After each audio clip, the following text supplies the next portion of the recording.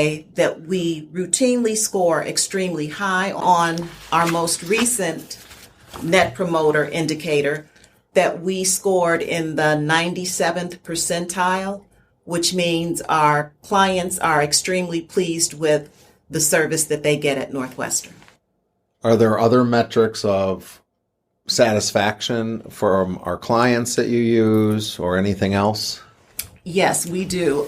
We will have our technicians complete a survey regarding the execution of the event.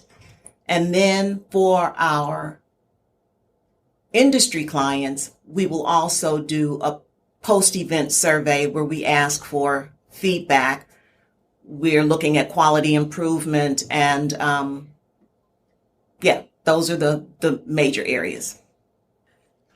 One of the metrics I am tracking as faculty lead is our scholarly output, which I know, looking over operations, you care about, but that's, one of the things that I'm really focused on. And I was proud to report that when you looked at citation impact, that of all the sim centers in the U.S., we were number one for citation impact, which was pretty cool. So I would like to be able to maintain that over time, and we'll continue to work with our reference librarians to evaluate that moving forward. But one of our goals is to continue to build leaders in simulation that can do this great scholarly work. Yes, Jeff, that's very important. And along those lines, we've also recently developed a workshop series on faculty development in simulation, and we have our Mastery Learning course. Both of those will help with scholarly output by helping junior faculty develop the skills needed to run curricula in simulation.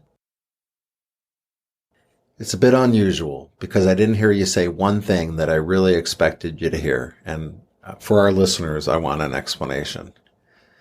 You never mentioned money. Interesting. That's very interesting.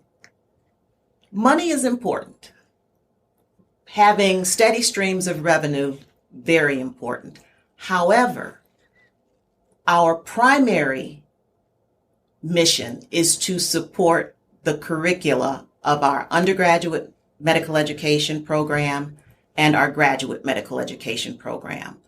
Our industry partners provide a separate stream of revenue that we can use then to offset our undergraduate and graduate medical education curricula. And we also have the fortune that our medical school keenly recognizes the importance of a simulation center in graduate and undergraduate medical education, and therefore provide the finances needed to support that mission.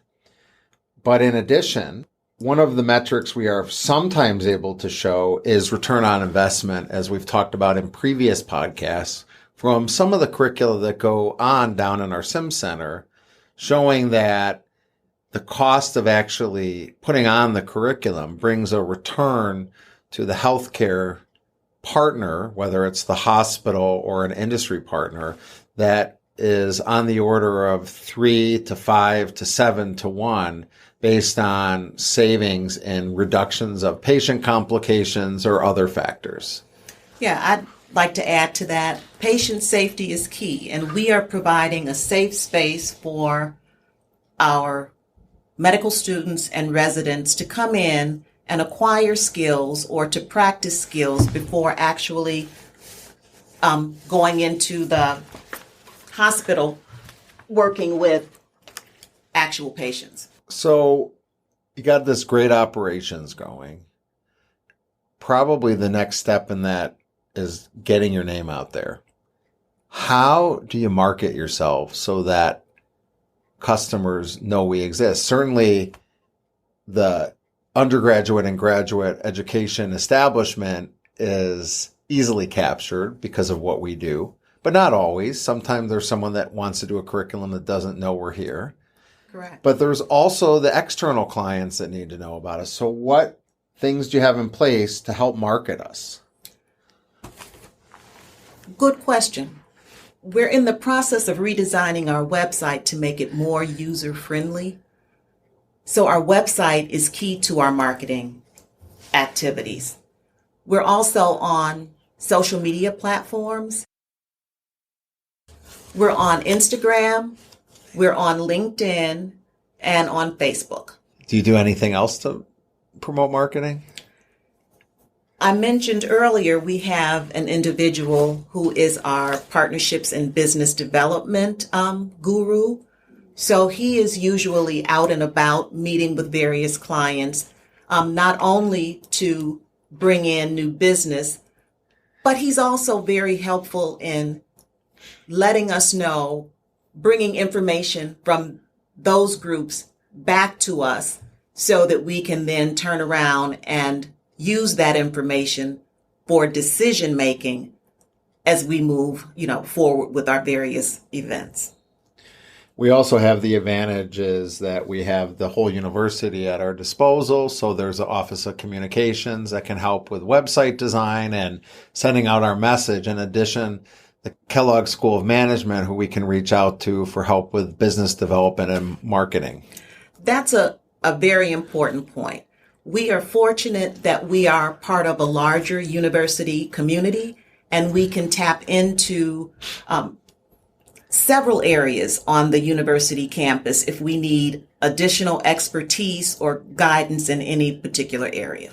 I'd also like to add that we find marketing so important and crucial to meeting our broader mission that earlier this year we brought in a high-level marketing consultant to help us craft a marketing plan. And this individual is also working with our business development person to help map out a strategy to make the most effective use of his time. Another big focus of Northwestern Simulation has been fundraising, because as you might imagine, running a sim center is expensive. And as I said, we're fortunate that our medical school is able to financially support us, but we like to be independent if we can at some point, where we bring in enough revenue to support us, where the medical school doesn't have to support us, if that can happen. And we've put in for several initiatives looking towards fundraising. Can you talk a little bit about that? Sure. At Northwestern, we have a very active development office who supports us, and we've met with them several times. They've developed a profile of the center. They've also tried to match us with donors who might be interested in funding some of our initiatives. We at Northwestern are always looking for donors who believe in our mission and who want to support us financially or otherwise. Another area is our Alumni Association. So several times throughout the year, we will host tours of alumni who, primarily medical school alumni, who come into our center to see what's new in medical education. Many of these individuals were educated at a time where simulation didn't exist. They are fascinated to see some of the mannequins and some of the task trainers that we use in our educational efforts. And we actually will give them an opportunity to do some hands-on work with the simulators. And most are very impressed, and they really enjoy working with simulators. So that's a potential source of revenue, although, quite honestly, it will take some time to cultivate those relationships, as it will with any donor relationship. So we're just getting started, but we believe that we will be successful moving forward. So now the final question, and maybe the toughest one. Where do you hope to be 2, 3, 4 years down the road, if you could paint our future? We want to transform healthcare. We would like to partner with our affiliate hospitals. We would love to bring in more industry business. We will certainly have better relationships with potential donors for fundraising.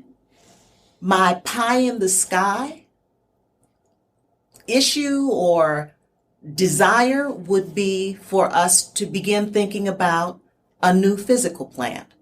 Where we are now meets our needs, but if we're looking at growth down the road, we'll need additional space. We will need to add additional capabilities in order to support our various curricula and events.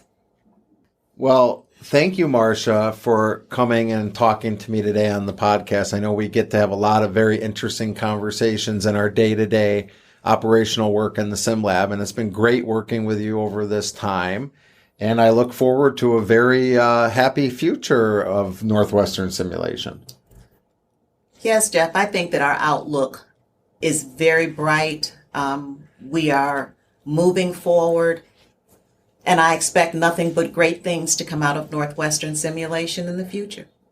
Thanks for inviting me, Jeff. It's been a pleasure talking with you, and I hope your listeners are able to take away some of the material that we've shared today as they look at metrics and marketing and all of the things required to run a Sim Center. Well, thank you for listening today. In our next series of podcasts, we will continue to discuss key aspects of simulation healthcare education with experts in the field. Bye for now.